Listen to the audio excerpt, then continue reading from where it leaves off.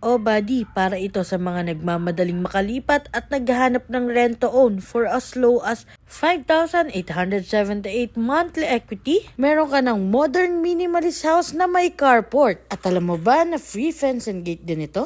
Located sa 13 Martires, Cavite. Mataas ang location kaya naman siguradong flood-free tayo. Minimum lot area na 42 square meters kaya naman may provision tayo for one carport. At meron pa tayong service area kung saan nandoon ang ating tiled kitchen sink. Alam mo ba na reopen units lang to at limited slot lang ang available? Kung ikaw ay nangungupahan, tamang-tama ito para sa'yo. May floor area ito na 42.34 square meters kaya naman meron tayong enough na space for minimalist living, dining at kitchen area.